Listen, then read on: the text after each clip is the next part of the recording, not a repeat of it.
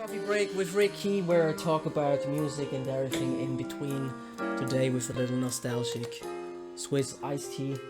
And man oh man, you read the title, you know the question. Is it real? No, not a single grain, a single face, a single atom is real. But I'm not here to talk with you about why it's bad and why everything is bullshit. I'm not even going to call out any names. I'm just here to talk with you about my experience that I had with attending 4 different casting shows. Because I guess there are a lot of other musicians out there who want to know more about those casting shows. And I'm a musician, and let me tell you, like a wise old man, because I'm 32 now, you old bitch! How it went. Maybe I will tell you if you should go or if I would do it again.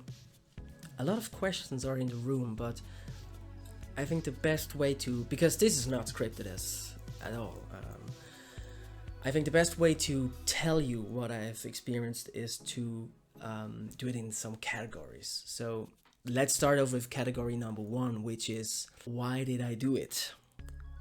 And the thing is, I started with my own show, meaning as the persona Ricky Leroy Brown in 2012. Yee ass haircut. And a lot of people after the shows came up to me and were saying things like, Ricky, you need to go to the television, you're going to be number 1. Others were saying it in a way of, you must go to those casting shows. It's literally the only way to get famous.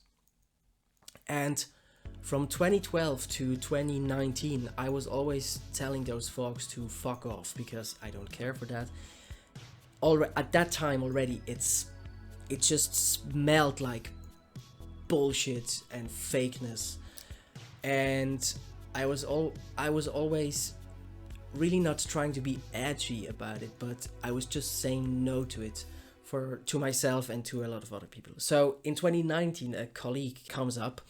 And, you know, he financed a lot of my things and for the show, and he came up to me and he said, Ricky, it really is a wish for you to go there to that one casting show that I'm not going to tell you, because I really think that you can make it, you know, I really think you will be number 1 and everything. So I went there and it was like the hell on earth, I'm telling you.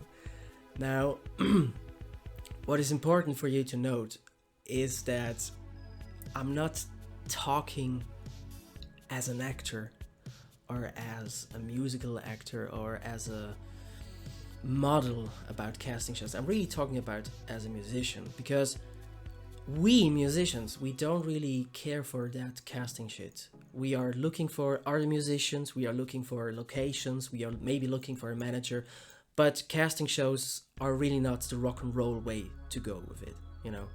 Maybe we make it, maybe we don't. We just want to play music. We want to be real, we want to be authentic, and we just want to, at the end of the day, I guess we just want to play music. So the casting thing in itself is like a forbidden world for us. So why am I saying this in such detail? Because I was casting Virgin, casting Virgin, you know.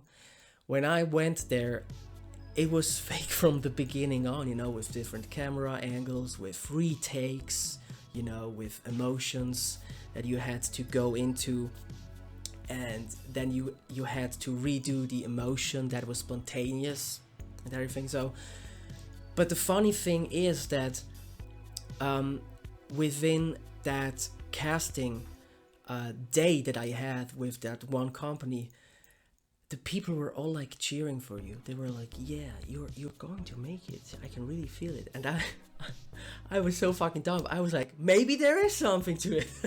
But yeah, but why did I end up there? Sorry, this is not scripted. I apologize, this is not scripted.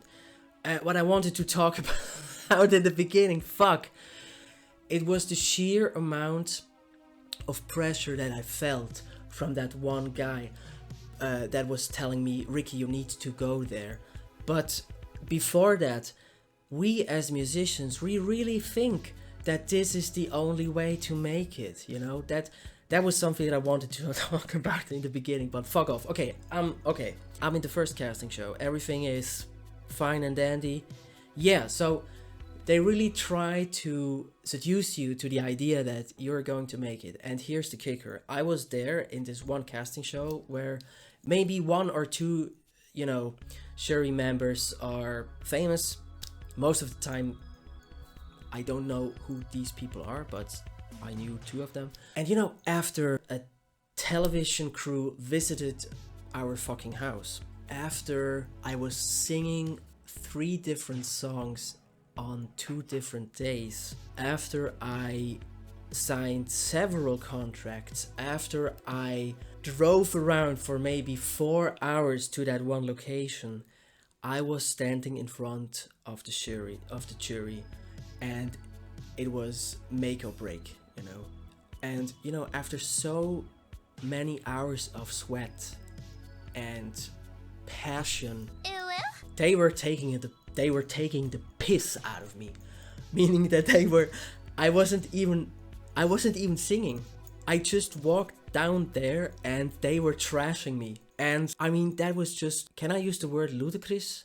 I know some of these words. It was just fucking, today I would say it was fucking hilarious, but at that time it was fucking hell. Watch your profanity. You need to imagine that you've spent so many hours doing this, preparing for that moment, and then they trash your face before you even start to sing. You need to know that I would have been on television with that show, but because I didn't interact in the same kind of fashion, I wasn't being shown on television. Because what I did was, they were trashing me so hard before I was even singing, and they were trashing me even harder after I sang the song, that I figured, this is all bullshit. I'm not going to give you my real emotion. Because they were saying things like, you can't sing high. And I was like, bitch, I can't even talk in a lower spectrum.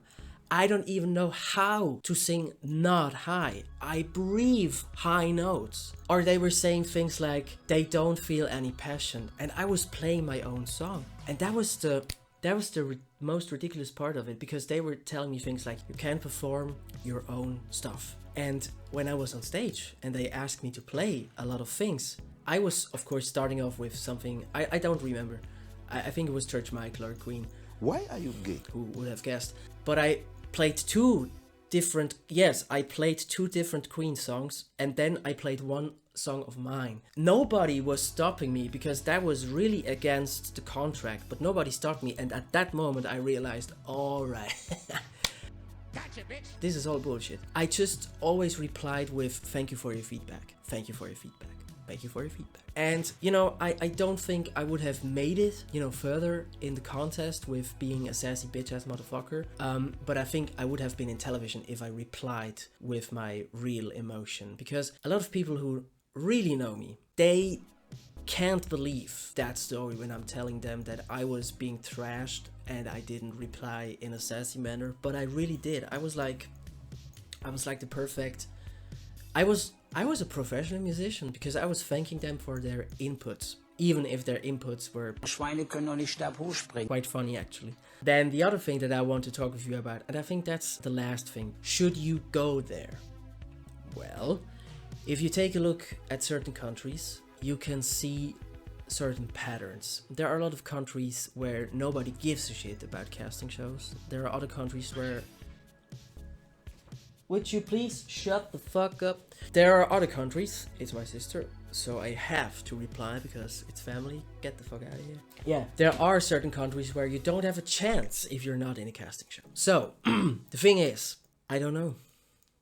I can't tell you. And now, I guess a lot of people are saying, Ricky, that's a lame-ass answer, but the younger generation doesn't give a shit about television, and everything needs to be in a certain kind of way that it fits on a smartphone. And a lot of television, you know, channels are trying to do that, but they are not really pulling it off quite well. Entertainment today goes in a certain way, and the wow effect and this whole thing of, did you see last night in television? That's just boomer as boomer can be. Daddy, chill. So, as a musician, and here's the kicker, sadly, it seems like it's the only way to get into people's minds. I think overall you can say, and I will tell you this, it's a shortcut to a wonderful life of being famous. But every shortcut can mean a long cut for your soul, passion, and everything you want to stand for. You might ask, Ricky, after 4 casting shows, what are you going to do now? Because nobody wants you. Well, I'm going to the 5th one, of course.